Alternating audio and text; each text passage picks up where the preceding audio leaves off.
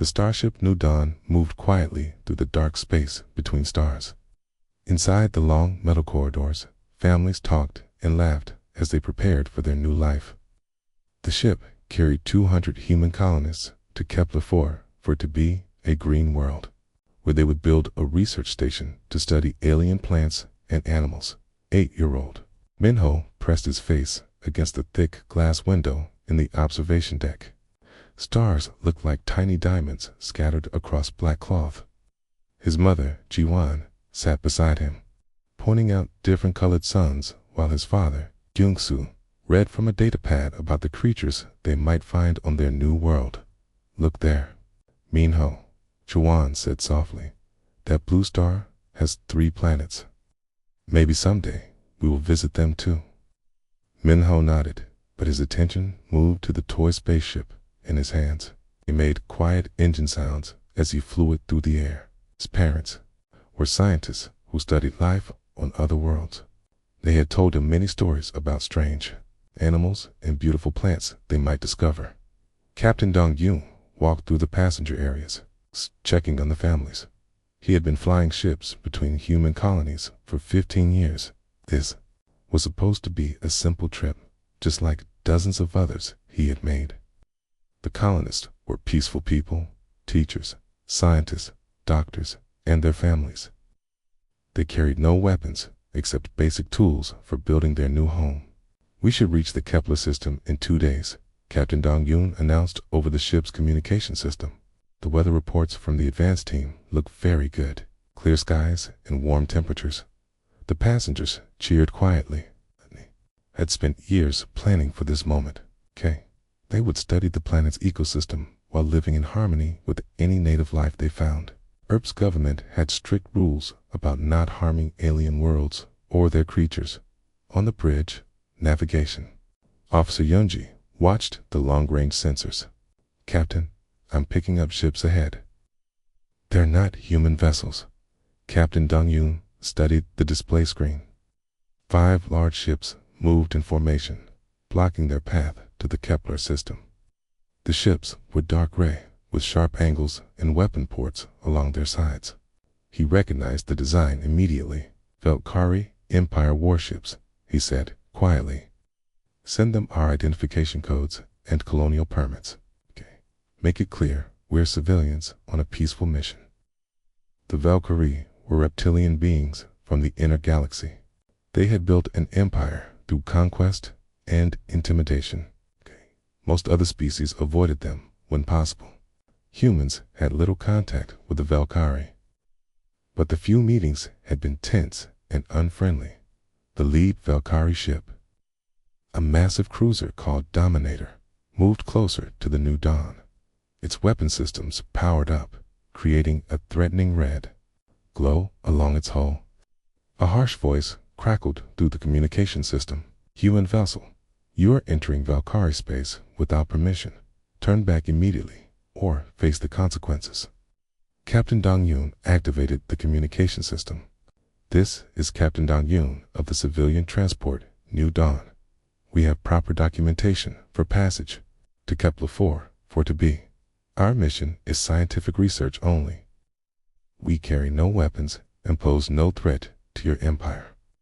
Commander Thanos of the Dominator stared at the human ship through his bridge's main screen. The Valkyrie commander stood over 7 feet tall, with dark green scales covering his muscular body. His yellow eyes showed nothing but contempt as he studied the peaceful human vessel. "Your species disgusts me," Thanos hissed to his crew. "They speak of peace while expanding into our territory. They think their weakness makes them superior to warriors like us." The Valkyrie had heard stories about humans from other species. They were described as soft, emotional creatures who avoided conflict. The Valkyrie saw this as a sign of cowardice and inferiority. A species that would not fight did not deserve to survive. "Sir," the Valkyrie communications officer reported, "the human ship is broadcasting their research permits on all frequencies. They're also sending biological data about their scientists and families." Stanos laughed, a sound like grinding metal. Families, they brought their young with them. Pathetic. Send them this message. They have 1 hour to leave our space, or we will teach them what happens to trespassers. Back on the New Dawn, Captain Dong-Yoon gathered his senior officers in the bridge conference room. The mood was serious, but not panicked. They had dealt with territorial disputes before, usually resolved through patient negotiation. The Valkyrie claimed this system belongs to them, Dong-Yoon explained. The star charts show it as unclaimed space. Earth's colonial authority approved our mission through proper channels. Kana, maybe we should contact Earth for guidance, suggested Chief Engineer Min-soo. The diplomatic corps might be able to resolve this peacefully. Supplied Communications Officer, Hyen, our supplies are calculated for the planned route. We can't afford a long delay. As they discussed options, young Minho explored the ship's lower decks with his new friend, Suyan, a girl about his age. Their parents had warned them to stay close to the passenger areas, but children naturally found ways to adventure. Look at this, Suyan said, pointing to a red button behind a clear cover. Wonder what it does. Minho, read the small sign next. To what emergency beacon. For when the ship needs help, we should not touch it, Suyan said wisely. It might be important. But, as they talked, Minho's toy spaceship slipped from his hands.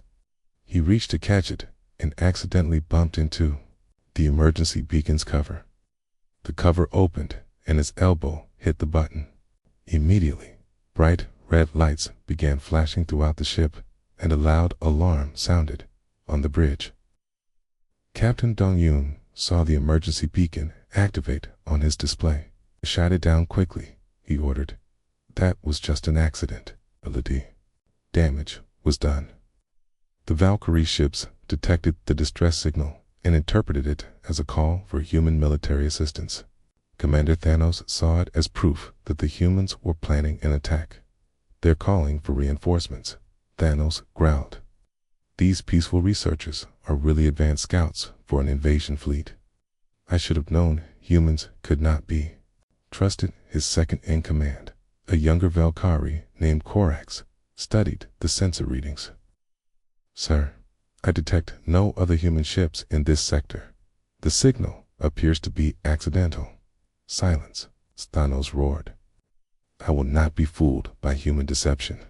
They will learn that the Valkyrie Empire shows no mercy to those who threaten us. The Valkyrie commander activated his ship's weapons and pointed them directly at the New Dawn. His yellow eyes gleamed with cruel satisfaction as he prepared to teach the humans a lesson they would never forget. Bring me one of their young, he ordered his boarding party. I want to show the universe what happens when someone dares to challenge Valkyrie authority. The story is about to become something much darker. The news of Minho's murder reached Earth 3 days later. The message arrived during the morning hours when President Hai-Jin was reviewing colonial reports in her office. She read the transmission twice, her hands shaking as the words sank in. Years old, she whispered to herself. They killed an 8-year-old child. Within hours, every human colony, space station, and settlement had received the terrible news. The Valkyrie had not just murdered little Minho, they had broadcast his execution across human communication networks as a warning. The message was clear. This is what happens when humans dare to enter Valkyrie space. The first response came from the Galactic Council. Ambassador Namjoon sat in the Great Chamber, surrounded by representatives from dozens of species. The alien delegates offered polite words of sympathy, but their actions spoke louder. Several species quietly moved their trade agreements away from human space, afraid of being caught in a conflict with the Valkyrie Empire. We must respond through proper diplomatic channels, announced Council Speaker Vex, a tall, blue-skinned alien with 4 arms. Violence only creates more violence. Surely the humans understand this. Ambassador Namjoon nodded slowly. Of course, Earth has always preferred peaceful solutions to conflicts. We will seek justice through the proper legal processes. The other delegates seemed relieved. Humans were known throughout the galaxy as reasonable, peaceful beings who avoided military confrontation. They built hospitals and schools on alien worlds instead of military bases. They shared their medical knowledge freely and helped settle disputes between other species. But something was changing on Earth that the galaxy did not see. Defense. Minister Tai Young stood in the war room deep beneath the capital city. Around him, screens showed military installations across human space. For the first time in decades, every base was operating at full capacity. Young people were joining the military in numbers not seen since the early colonial wars. How many volunteers this week? Tai Young asked his aide. 2 million, sir. We're running out of training facilities. The recruitment centers could not handle the flood of people wanting to serve. They came from every human world, every profession, every age group. The message was simple. Remember Minho? They wore black armbands with a child's name written in simple letters. Dr. Siak Jain walked through the research laboratories of the Human Colonial Defense Initiative. 6 months ago, his department had been a small office with a modest budget. Now it occupied 3 entire buildings and employed thousands of the best scientists from across human space. Show me the latest reports, he said to his assistant. The screens displayed detailed information about Velkari biology, psychology, military tactics, and cultural weaknesses. Human intelligence agents had been studying the Velkari Empire for years, but now that research had become urgent and focused. Their military doctrine relies on intimidation, the assistant explained. They use fear to control both their enemies and their own people. They believe that showing mercy is a sign of weakness. Dr. Seojin nodded. And what happens when a species built on intimidation faces something they cannot intimidate? Meanwhile, Colonel Jungkook assembled his team in a secure facility on Earth's moon. These were not regular soldiers. They were specialists in deep space operations, psychological warfare, and alien combat techniques. Each had volunteered for a mission that officially did not exist. We're going to study everything about the Velkari, Jungkook told his team. Their ships, their weapons, their leaders, their fears. We're going to learn how they think and how they fight. Then we're going to teach them something they've never experienced before. The team included experts in alien psychology, advanced weapon systems, and stealth technology. They would spend months preparing for operations that the galaxy would never see coming on the industrial worlds. Factories that had been producing farming equipment and construction materials quietly shifted to different products. The changes were subtle but significant. Metal refineries increased production of special alloys. Electronics plants began manufacturing components for military systems. Shipyards that built peaceful cargo vessels started working on designs that looked similar but carried very different capabilities. President Hai Jin met with the families of the new Dawn survivors. They sat in a quiet room in the presidential residence, still traumatized by what they had witnessed. Minho's parents, Ji-won and Kyun-soo, could barely speak about their son's final moments. He was just playing, Ji-won said through her tears. He was just an innocent child who wanted to see the stars. We will not forget him, President Hai Jin promised. Hey, and we will make sure this never happens to another child, human or alien. The president's words were broadcast across human space, but they seemed like the usual political response to tragedy. The galaxy expected Earth to file formal complaints, impose economic sanctions, and eventually move on to other matters. That was how civilized species behaved. But Admiral Jimin was busy with very different plans. In secure facilities across human space, the military was preparing for operations unlike anything they had ever attempted. Ships were being modified with new technologies. Weapons were being tested that could disable enemy vessels without destroying them. Most importantly, tactics were being developed that would change how warfare was conducted in space. The Velkar think they understand us, Admiral Jimin told his senior officers. They think we're soft because we prefer peace.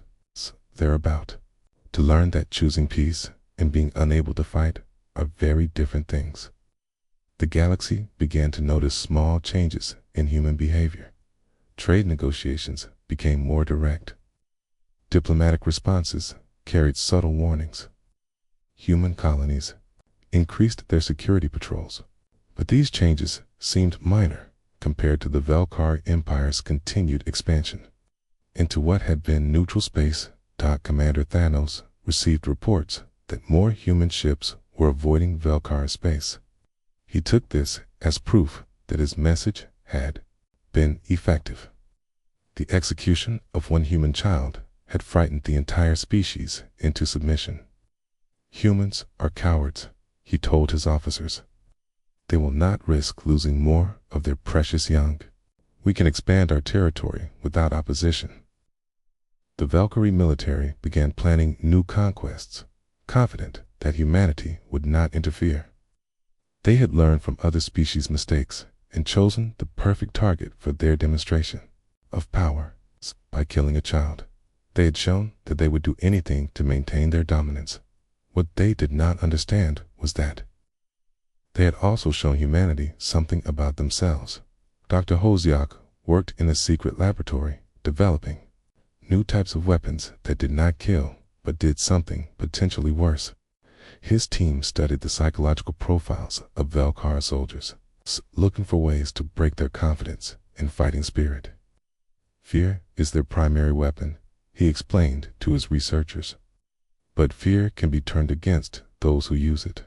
We're going to show them what it feels like to be afraid. As the months passed, the galaxy settled into a new normal. The Velkar Empire continued to expand, taking systems that had been disputed or unclaimed. Human ships avoided their territory, and human colonies increased their defensive measures. Everything appeared to be following the expected pattern of a stronger species intimidating a weaker one. But in the darkness between stars, something was moving. Ships that appeared on no official records were taking positions throughout Valkyrie space. Personnel who had never existed were preparing for missions that would never be acknowledged. The galaxy was about to learn that humanity's greatest strength was not their compassion or their technology. It was their patience. The storm was coming, but it would arrive quietly, like a shadow in the night.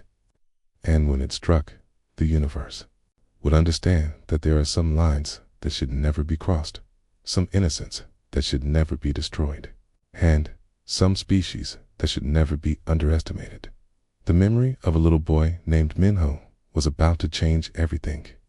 6 months after Minho's death, the first Valkyrie patrol ship vanished without a trace. The vessel Sword of Conquest had been conducting routine border sweeps when it simply disappeared from all sensors. Search teams found no debris, no distress signals, no evidence of what had happened.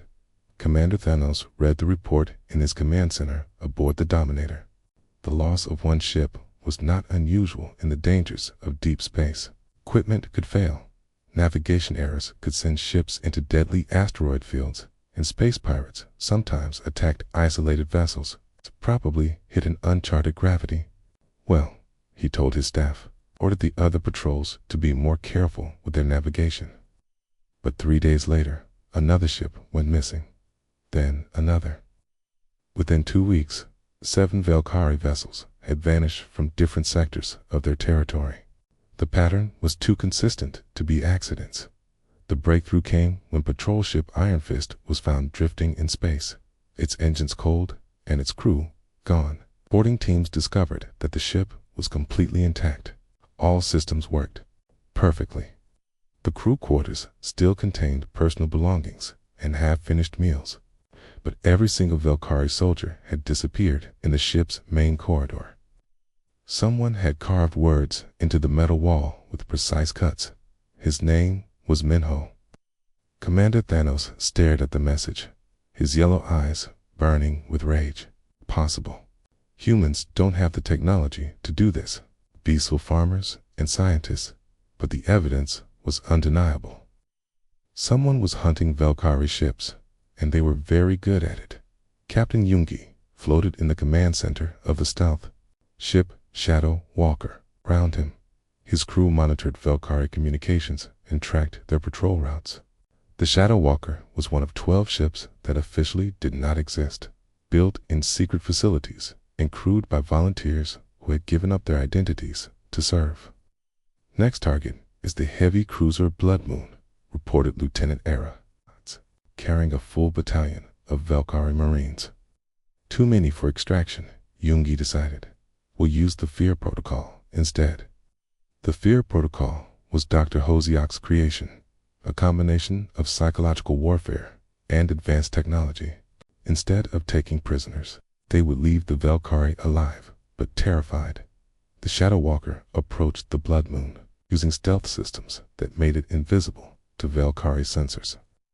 The human ship was smaller and appeared to be nothing more than empty space, but it carried weapons that could disable much larger vessels without destroying them. Electromagnetic pulse, ready, reported weapons officer Doyan. All Valkyrie systems will shut down, but life support will remain active. The attack lasted only 30 seconds. The Blood Moon suddenly went dark, its engines dying, and its weapons offline. Emergency power kept the air and heat working, but everything else failed. The Valkyrie crew found themselves trapped in a dead ship, floating helplessly in space. Then the psychological warfare began. Human voices spoke through the ship's emergency communication system in perfect Valkyrie language. They did not threaten or demand surrender. Instead, they told stories about human history, about what happened when humanity's children were harmed. You killed an 8-year-old boy named Minho, the voice said calmly. He was playing with a toy spaceship when your commander decided to murder him. Now you will learn what humans do to those who harm our young. The voices described human wars from centuries past, battles where humans had fought against impossible odds to protect their families.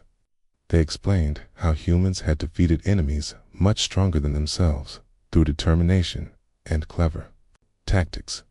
We are not the weak species you think we are, the voice continued. We simply choose to be peaceful.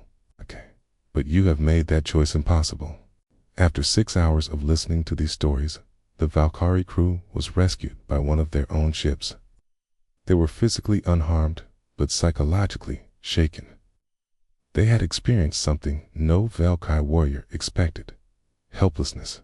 The rescued crew spread stories throughout the Valkyrie military. They spoke of invisible human ships that could appear anywhere, of weapons that could disable their vessels without warning, voices that knew their language and their fears. Dr. Hoziak reviewed the reports from his research station. The psychological impact is exceeding our projections, he told his team. Valkyrie culture is based on strength and dominance. When they experience fear and helplessness, it challenges their entire worldview. The captured Valkyrie officers were taken to secure facilities where they underwent what Dr. Hoziak called educational programs. They were not tortured or harmed physically. Instead, they were shown the truth about humanity. Major Bauman sat across from a captured Valkyrie captain named Vex. The alien warrior had been taken from his ship 3 days ago and was still trying to understand what had happened.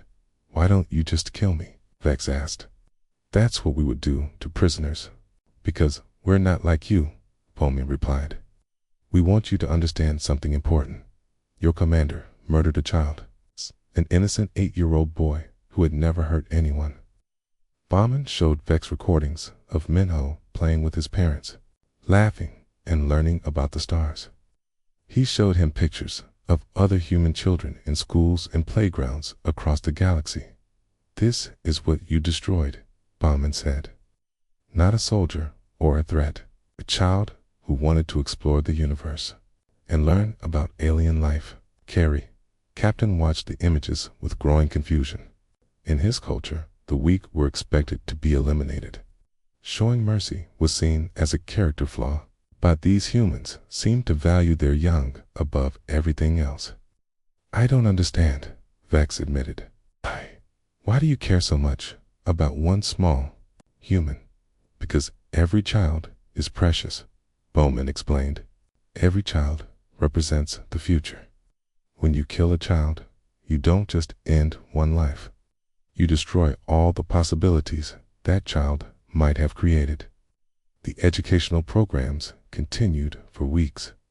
The Valkyrie prisoners learned about human history, about the wars humans had fought to protect their families and their values.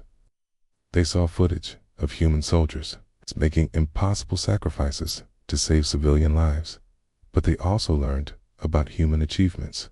They saw the hospitals humans built on alien worlds, the schools they established for other species' children, the scientific discoveries they shared freely with the galaxy. You could have been our allies, Bauman told Vex. We could have shared our knowledge and worked together to explore the universe. Instead, your commander chose to murder a child. When the Velkar prisoners were finally released, they carried these lessons back to their own people. They spoke of humans not as weak farmers and scientists, but as something far more dangerous, a species that combined advanced technology with absolute determination to protect the innocent. Admiral Jimin coordinated the operations from a command center that existed only in encrypted communications. The human military had transformed itself into something the galaxy had never seen before, a force that operated in shadows, struck without warning, and left only questions behind. Phase 1 is complete, he reported to President Hyjin Valkyrie. Morale is breaking down. Their patrols are requesting escorts, and their officers are questioning orders. What about civilian casualties? The president asked. 0, Jimin replied. Every operation has been conducted with surgical precision. We've captured their people, disabled their ships, and shaken their confidence, but we haven't killed anyone. This was the most important part of the human strategy. They were not seeking revenge through mass destruction. They were delivering a message. We are capable of incredible violence, but we choose restraint. We could destroy you, but we prefer justice. The galaxy began to notice changes in Valkyrie behavior. The aggressive empire that had been expanding rapidly suddenly became defensive. Their ships traveled in larger groups and avoided areas where humans might be operating. Other species watched with growing amazement as the Valkyrie Empire, one of the most feared military powers in the galaxy, began to show signs of actual fear. How are the humans doing this? Asked Ambassador Crix of the Centauri Federation. Their military was supposed to be weak and defensive. Perhaps, replied Ambassador Namjoon with a slight smile. You have been confusing our preference for peace with our capacity for war. The hunt was just beginning, and the galaxy was starting to understand that humanity had been hiding something important about themselves. They were not the harmless species everyone believed them to be. They were predators who had chosen to be peaceful. And now, that choice had been taken away from them. The Valkyrie Empire began to collapse from within. Commander Thanos stood in the war room of his flagship, watching reports flood in from across his territory. Half his fleet was requesting immediate reinforcement. The other half was demanding permission to retreat to safer positions. They're everywhere, reported Captain Corax, his voice shaking. Every system, every trade route, every military installation. The humans are hunting us like we're prey animals. Thanos slammed his clawed fist on the command table. Impossible. We have the strongest military in this sector. We've conquered dozens of worlds. How can these weak humans make us afraid? 10. But the evidence was undeniable.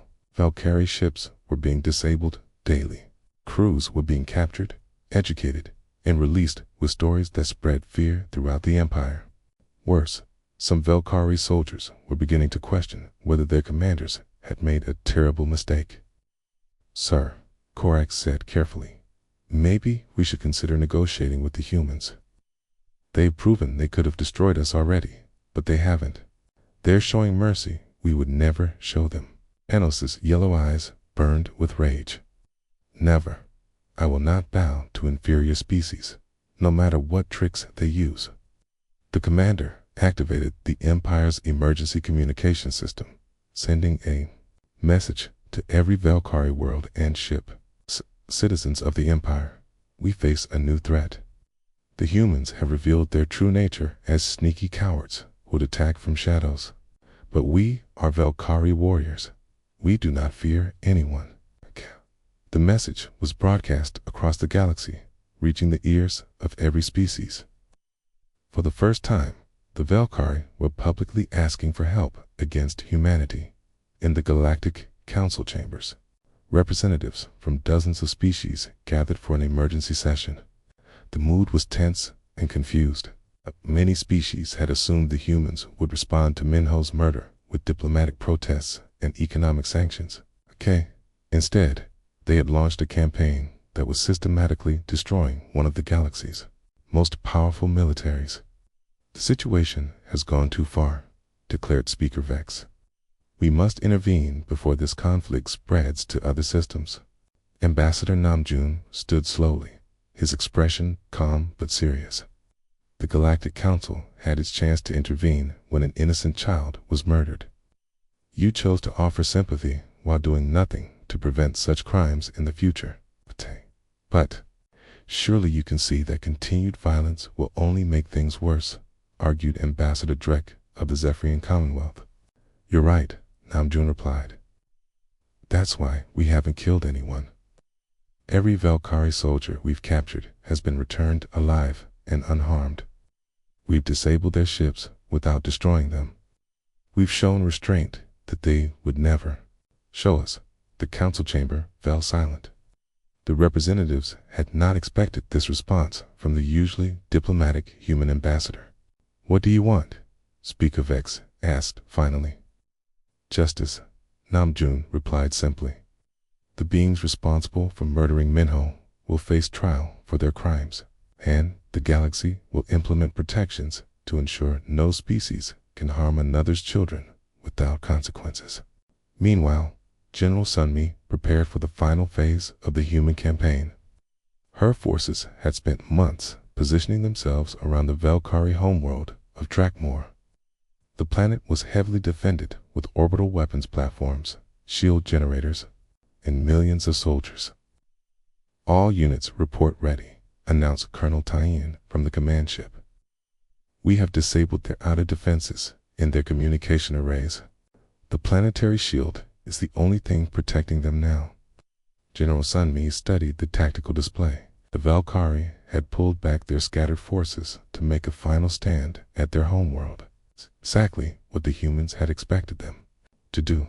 Remember, she told her officers, our goal is not conquest. We want to demonstrate that we could have destroyed them but chose not to. Every life saved today makes our message stronger. The human fleet moved into position around Drakmor.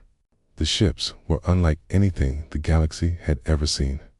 They appeared to be ordinary cargo vessels and scientific research ships, but they carried weapons and shields that could match any military cruiser. Captain Wanho activated the planetary communication system. His voice reached every Valkyrie on the planet below. Citizens of Drakmor, this is the Human Defense Force. We are here to arrest the war criminals responsible for murdering an innocent child. We have no quarrel with your people, only with those who chose to harm the defenseless. The message was translated into every language spoken on the planet. The humans wanted to make sure everyone understood that this was not a war of conquest, but a mission of justice. Commander Thanos stood on the command deck of his fortress, watching human ships surround his world. His military advisors urged him to surrender, but his pride would not allow it. Activate all planetary defenses, he ordered. If they want our world, they'll have to take it by force. The battle that followed was unlike anything in galactic history. The Valkyrie launched everything they had at the human fleet. Missiles, energy weapons, and fighter squadrons filled the space around Drakmor. The humans responded with weapons that disabled instead of destroyed, shields that protected instead of attacked. One by one, the Valkyrie defense platforms went dark. Their weapons stopped firing. Their shields failed, but the stations remained intact with their crews alive inside. The human technology was so advanced that they could surgically remove threats without causing casualties. How are they doing this? Thanos demanded as his final defense grid went offline. Their weapons seem to target our technology, not our people, reported his tactical officer. They're using some kind of electromagnetic pulse that shuts down our systems but doesn't harm living beings. Within 6 hours, every Valkyrie defense was neutralized. The human fleet had not destroyed a single enemy ship or killed a single enemy soldier. They had simply made it impossible for the Valkyrie to fight back. Major Ji-yoon led the boarding party that entered Commander Thanos' fortress. The Valkyrie commander waited in his command center, surrounded by his senior officers.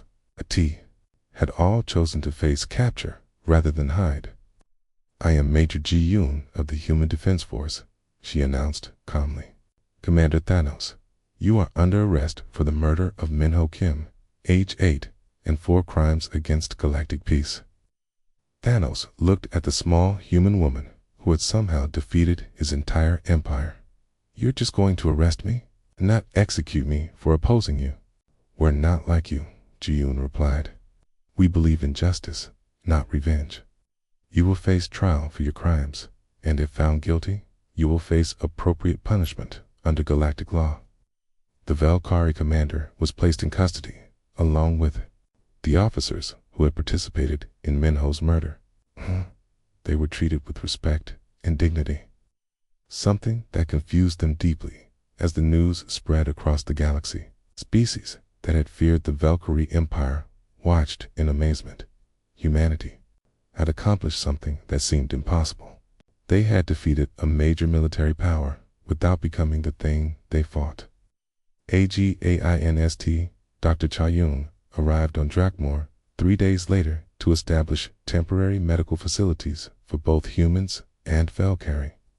She found wounded Valkyrie soldiers being treated by human doctors, their injuries tended with the same care given to human patients. "Why are you helping us?" asked a young Valkyrie warrior whose arm had been broken during the battle.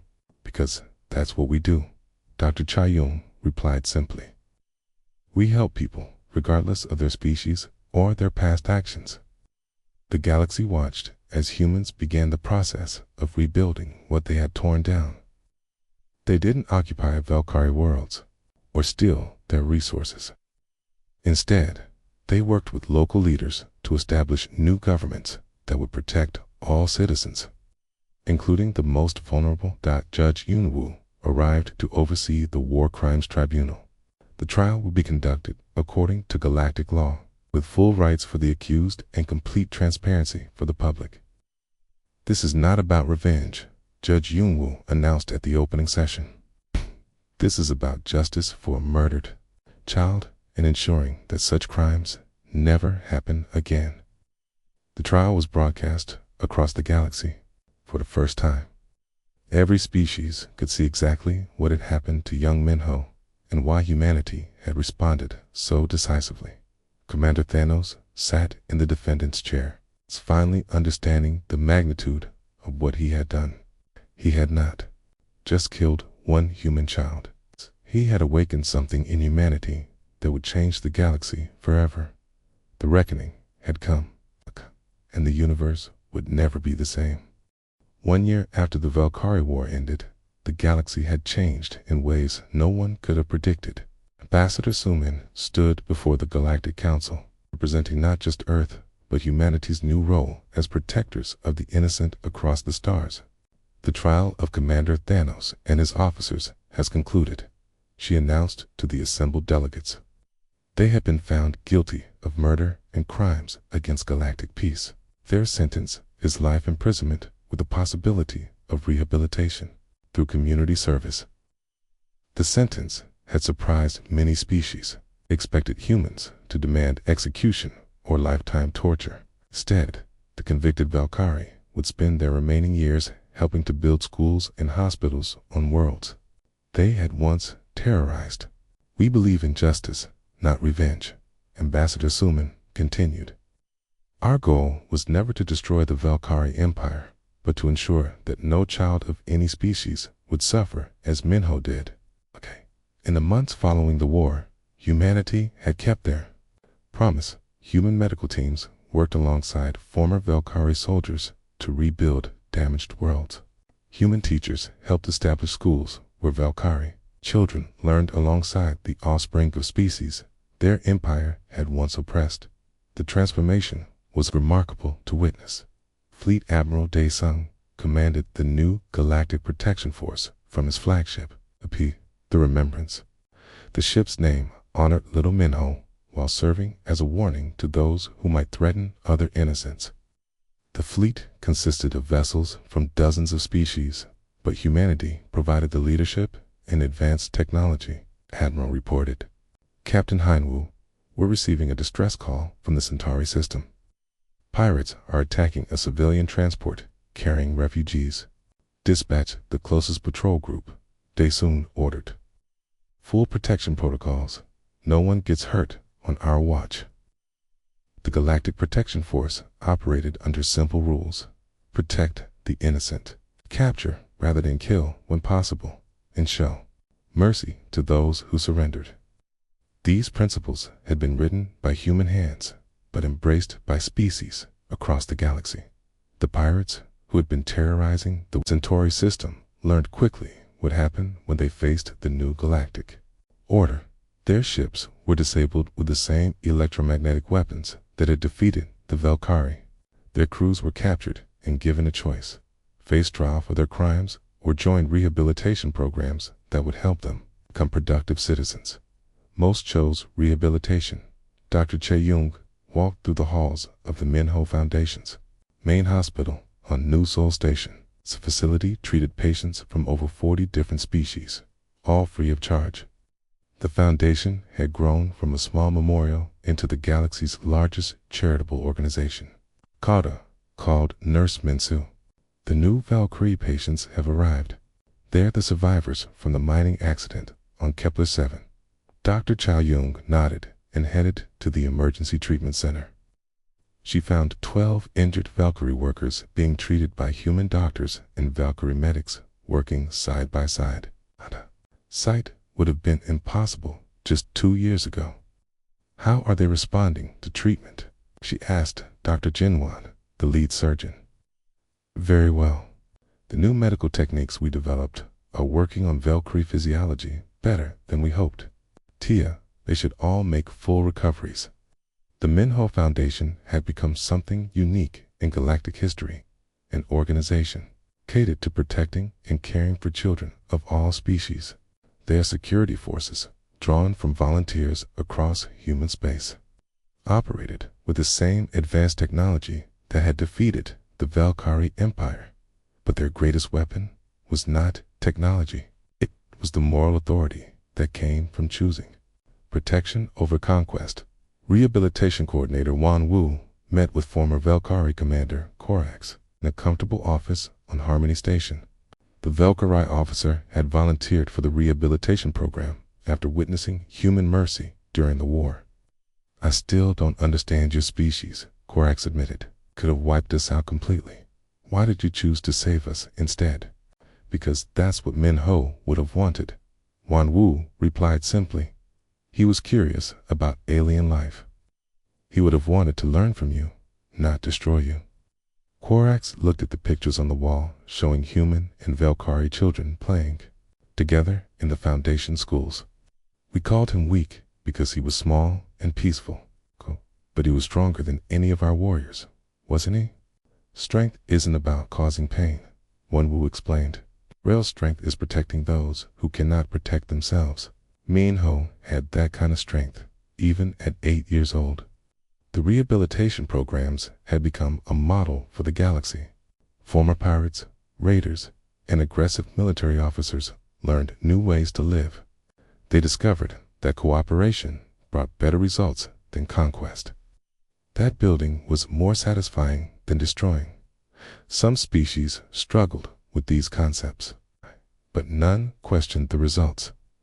On Earth, President Hai-Jin stood before the memorial garden where a simple stone marked Minho's memory. Flowers from dozens of worlds grew around the marker, each representing a species that had joined the new galactic community. Your sacrifice changed everything, little one, she whispered to the stone. The universe is safer now because you showed us what we were fighting for. The memorial had become a pilgrimage site. Representatives from across the galaxy came to pay their respects to the child whose death had awakened humanity's protective instincts. They left toys, flowers, and promises to protect their own young. But the most frequent visitors were human. Military personnel who came to renew their vows of service. The galaxy had learned important lessons about humanity. They were not the weak, peaceful farmers and scientists that other species had believed them to be. They were something far more complex and dangerous, a species capable of incredible violence who chose restraint. Warriors who preferred healing. Conquerors who protected instead of enslaving. Ambassador Namjoon addressed the Galactic Council's annual session, representing Earth's continued commitment to peace through strength. We did not seek the role of galactic protectors, he said to the assembled delegates. But we will not abandon it as long as innocent lives need defending. The memory of one small boy named Minho reminds us daily that every child in the universe deserves to grow up safe and free. The response from the council was unanimous approval. Even former enemies of humanity had learned to respect Earth's moral authority in the Outer Rim territories. Captain Jisoo led a patrol of the protection, forced through sectors that had once been lawless and dangerous.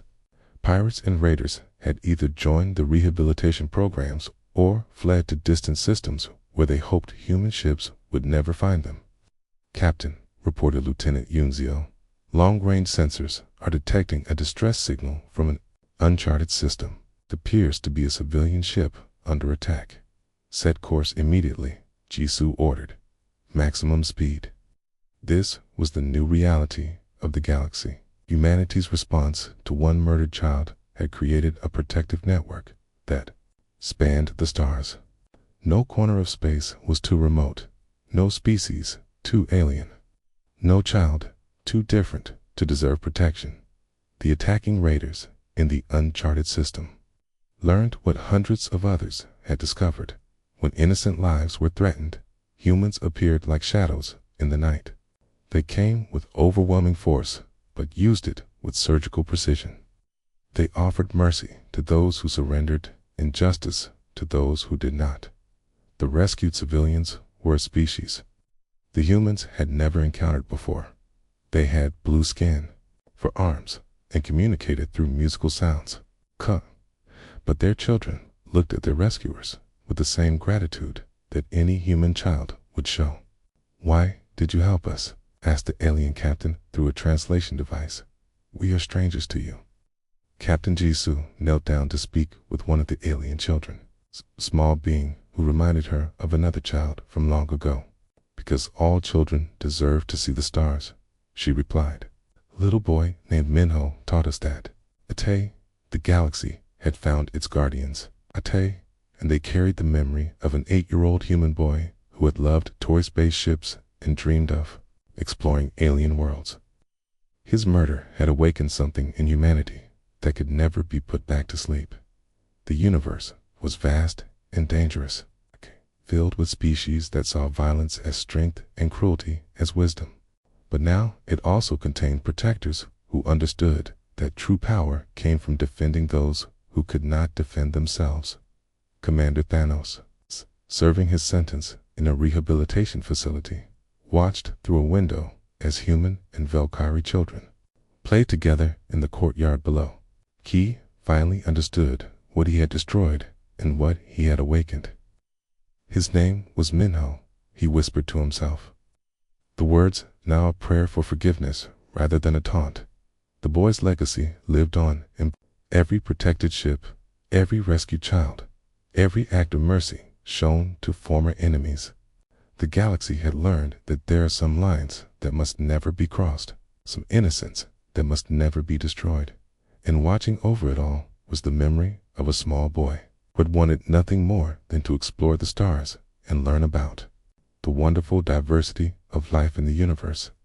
His dream had finally come true, though not in the way anyone could have imagined. The universe remembered Minho, and it was safer because of that memory.